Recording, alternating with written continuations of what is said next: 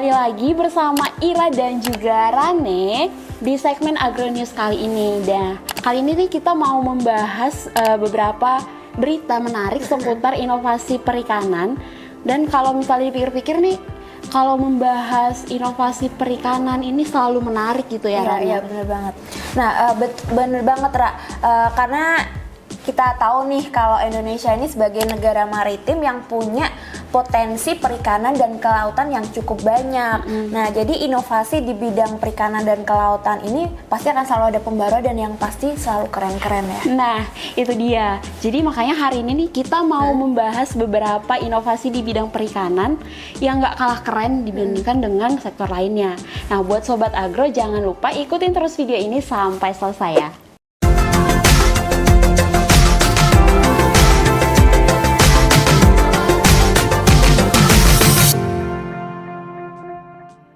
Nah, seperti kita ketahui nih ya Ran, kalau Indonesia ini memang terkenal dengan sebutan sebagai negara maritim. Karena memang negara Indonesia memiliki luasan perairan yang cukup banyak ya. Nah, maka dari itu potensi perikanan dan juga kelautan di Indonesia sangat tinggi dan nggak diragukan lagi nih. Ya bener banget ya, Ra. Jadi sejalan dengan tingginya potensi perikanan dan kelautan di Indonesia ini, maka diperlukan suatu terobosan atau inovasi untuk memajukan sektor perikanan dan kelautan Indonesia. Nah, saat ini juga udah banyak banget nih inovasi-inovasi yang diciptakan, baik itu dari Kementerian juga, KKP, dan juga anak-anak muda di Indonesia ini yang pastinya sangat keren ya, nggak kalah pokoknya sama sektor yang lainnya. Nah, itu dia bener banget. Jadi salah satunya yang paling dekat dengan perikanan dan kelautan yaitu KKP. Mereka juga turut nih mengembangkan inovasi baru di bidang perikanan ini. Salah satunya itu dengan melakukan riset mengenai ikan patin perkasa. Jadi riset mengenai ikan patin perkasa ini juga sudah terpilih nih jadi salah satu karya inovasi prospektif Indonesia yang dipilih oleh Business Innovation Center yang didirikan sama Kemenristek. Nah, sejalan dengan itu dijelaskan juga oleh Kepala Balai Riset Pemuliaan Ikan atau BRPI, Joni Haryadi, yang mengatakan bahwa ikan patin perkasa ini nih memiliki banyak keunggulan kalau dibandingkan dengan ikan patin jenis lainnya kayak gitu. Dan tentu hal ini juga menjadi salah satu kabar yang menggembirakan nih di sektor perikanan dan juga kelautan Indonesia. Nah, tadi ngomongin soal keunggulannya, apa aja sih, Ra, keunggulan dari ikan patin perkasa ini? Apa karena namanya perkasa jadi ikannya itu tahan banting gitu? Atau gimana tuh? Nah, mungkin yang kamu bilang tadi bisa jadi salah satu keunggulannya ya, tapi yang dimaksudkan sama BRPI di sini tuh keunggulan dari segi budidaya. Nah, Joni Haryadi ini menyebutkan kalau ikan patin perkasa ini nih dari segi budidaya memiliki 3 keunggulan, Ran. Jadi yang pertama itu ikan patin perkasa ini memiliki pertumbuhan yang lebih cepat dibandingkan dengan jenis ikan patin lainnya. Bahkan mencapai 16-46% nih, lebih tinggi gitu. Dan yang kedua, produktivitasnya juga jauh lebih tinggi, sama kayak tadi, pertumbuhannya mencapai 16-46%.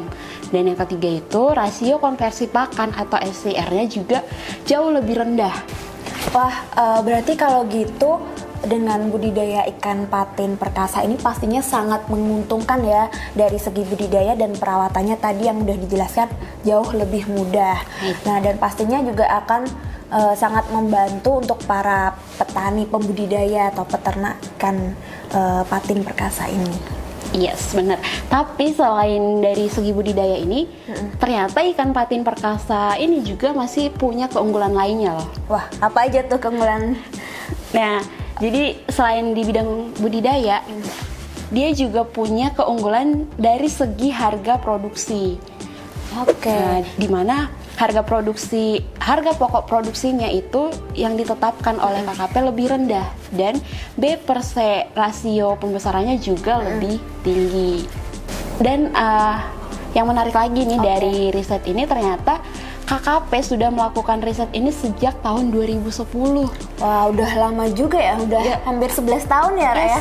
Nah, itu dia.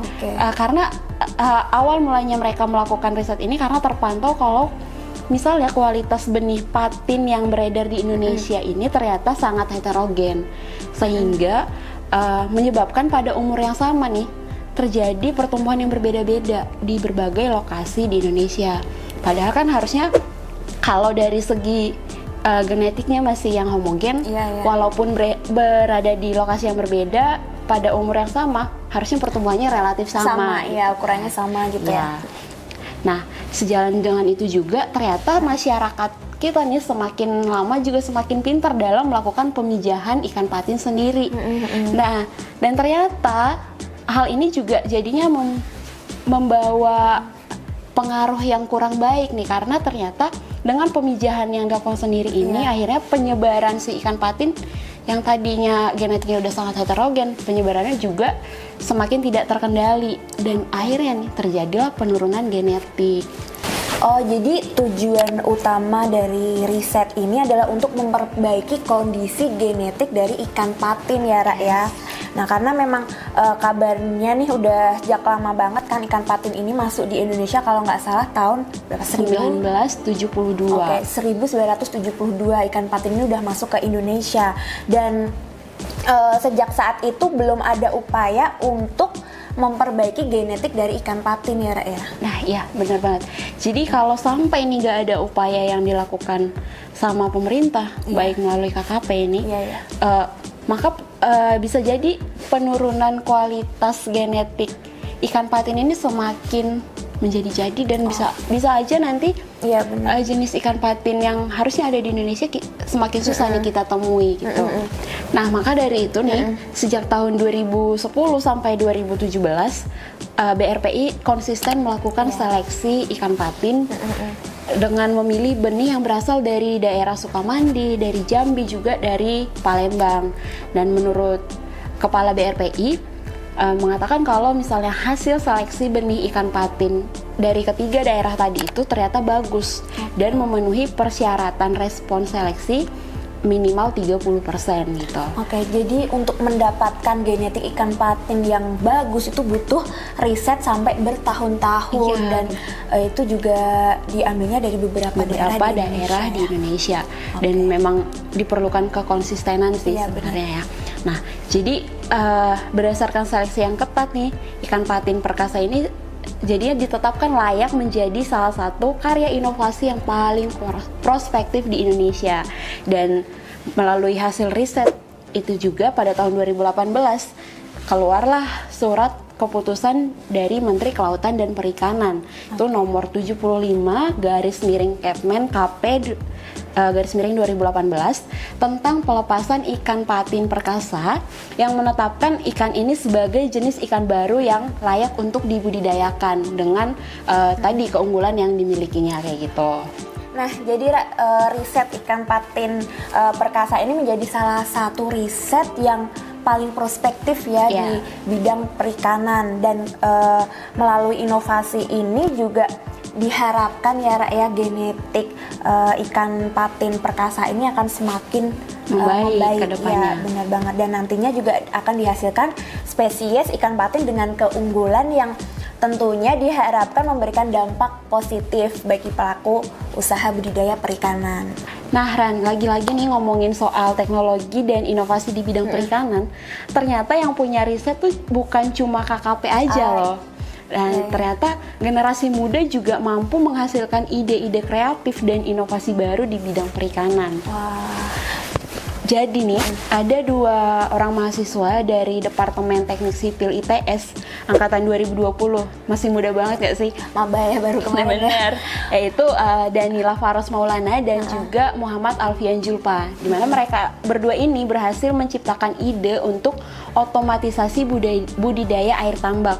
Dimana selama ini kan yang kita ketahui nih, kalau budidaya air tambak ini masih dilakukan secara konvensional, gitu ya. Dan ternyata hal ini tuh menjadi salah satu faktor penghambat untuk meningkatkan produktivitas pelaku usaha tambak kayak gitu.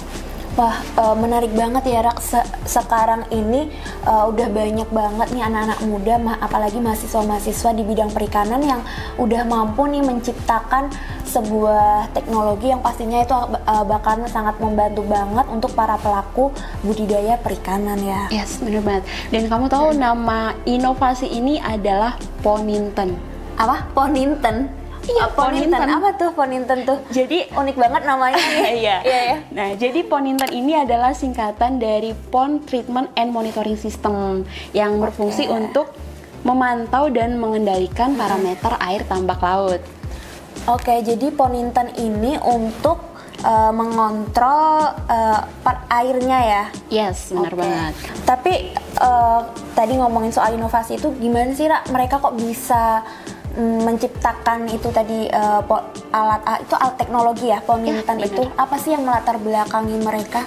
Nah, jadi lagi-lagi nggak jauh-jauh nih dari permasalahan yang sering banget dihadapi sama nelayan atau pelaku budidaya air tambak. Yang karena selama ini mereka masih melakukan secara konvensional dan ternyata malah membuat hasil pengelolaannya jadi kurang maksimal. Nah, jadi latar belakang Danila Faros dan juga Alfian melakukan riset mengenai Poninten ini ya berasal dari keresahan mereka melihat permasalahan yang dihadapi oleh nelayan dan juga pelaku usaha budidaya air tambak. Nah, Poninten ini terdiri dari 2 perangkat RAN, yaitu node atau sistem Poninten yang berfungsi untuk memonitor air tambak dan juga ada pengendali jarak jauh.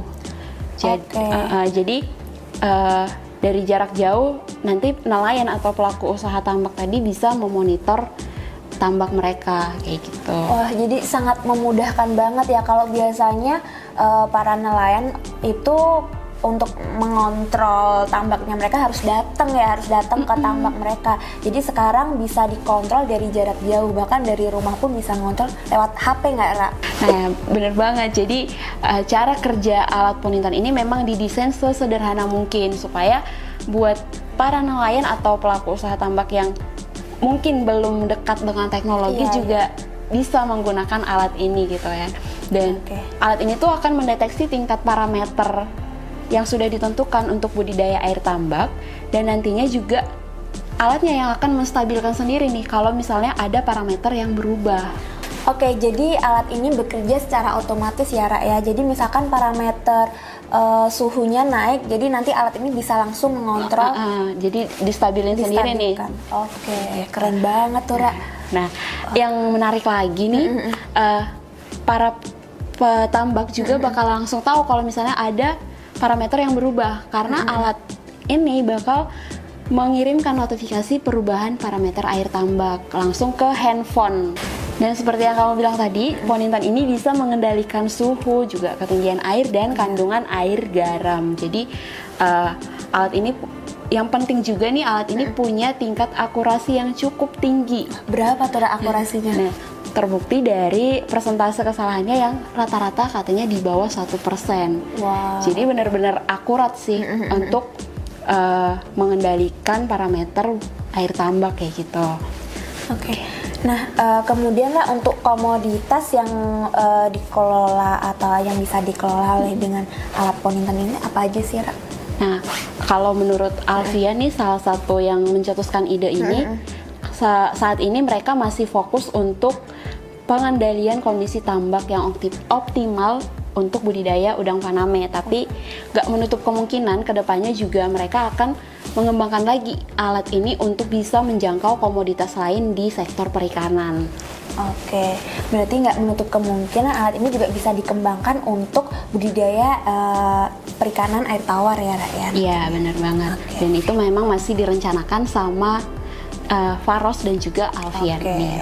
Nah, Ra, jadi semakin berkembangnya teknologi ini juga mendorong ya semangat generasi muda untuk menciptakan inovasi-inovasi di bidang perikanan dan kelautan, seperti halnya yang dilakukan oleh tim yang menciptakan Poninten ini dari mahasiswa ITS.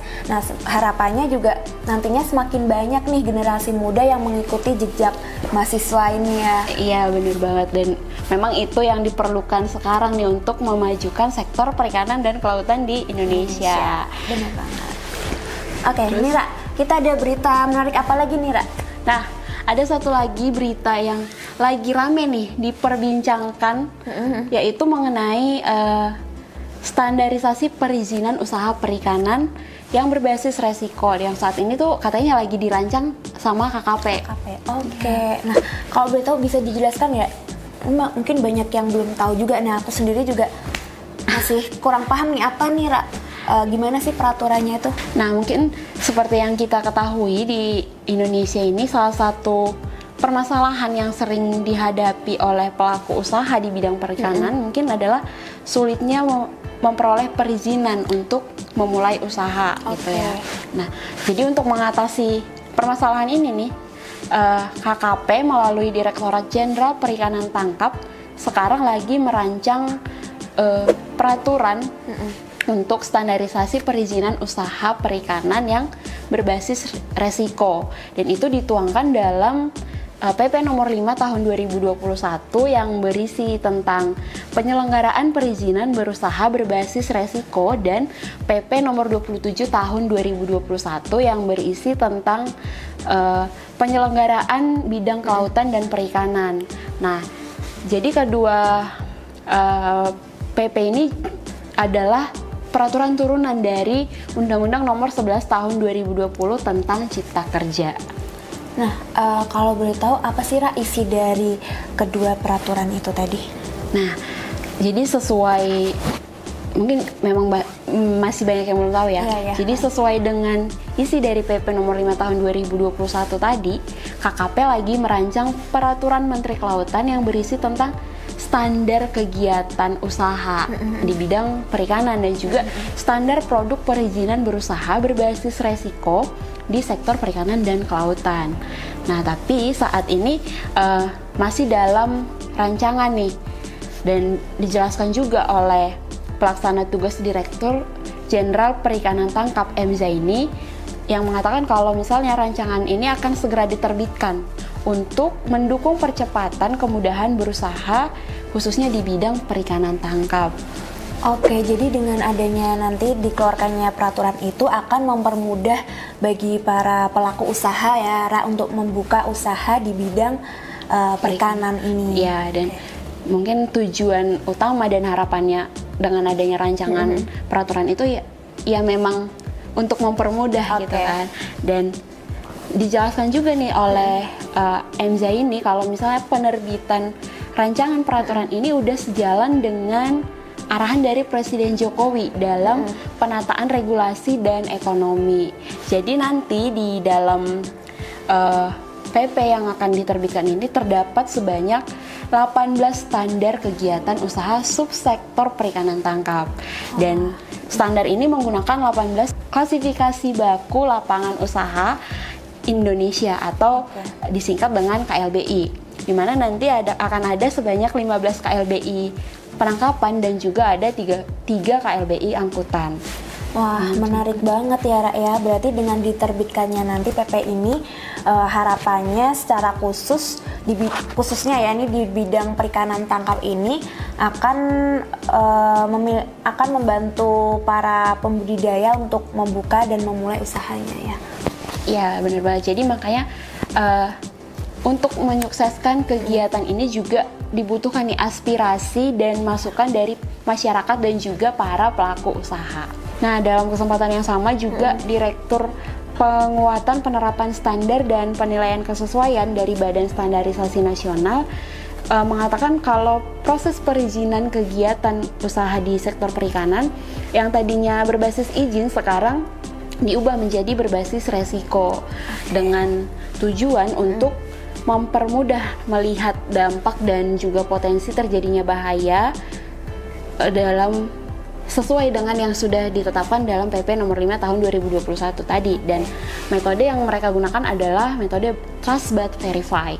Trust but Verify. Jadi metode ini sebenarnya untuk memudahkan jenis perizinan berusaha dan juga intensitas pengawasan yang akan dilakukan.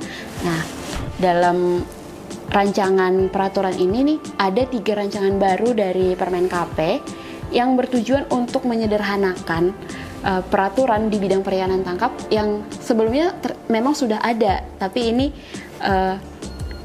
disederhanakan lagi gitu.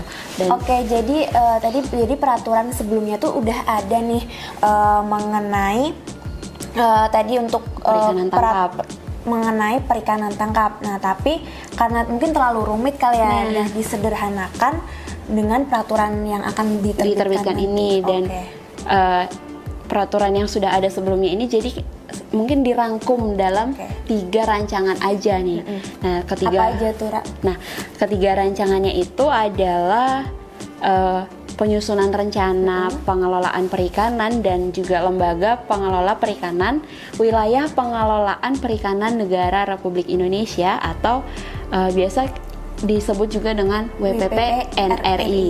Dan yang kedua ada tentang penempatan alat penangkapan ikan, terus juga alat bantu penangkapan ikan dan penataan tandon di wilayah WPP NRI dan juga di laut lepas. Dan yang terakhir adalah tentang kapal perikanan dan juga tata kelola pengawakan kapal ikan dan logbook penangkapan ikan. Jadi dengan adanya logbook ini mungkin nantinya data penangkapan ikan akan jadi lebih terinci gitu. Oke, nah semoga peraturan ini pastinya kan sangat akan memudahkan ya untuk para nelayan. Nah, semoga peraturannya juga akan segera diterbitkan ya, Ra. Ya. Untuk kapannya masih belum tahu. Nah, untuk kapannya sih masih belum tahu ya, tapi semoga aja peraturan ini tuh segera. Karena memang dengan tujuannya untuk memudahkan urusan perizinan usaha tadi. Nah, itu dia Sobat Agro, bincang-bincang Ira dan juga Rane di segmen Agro News kali ini. Dan terima kasih untuk Sobat Agro yang sudah menyaksikan video ini sampai selesai. Dan nggak lupa juga nih, Ira ingatkan untuk jangan lupa di like, komen, dan juga subscribe YouTube channel AgroZine ID.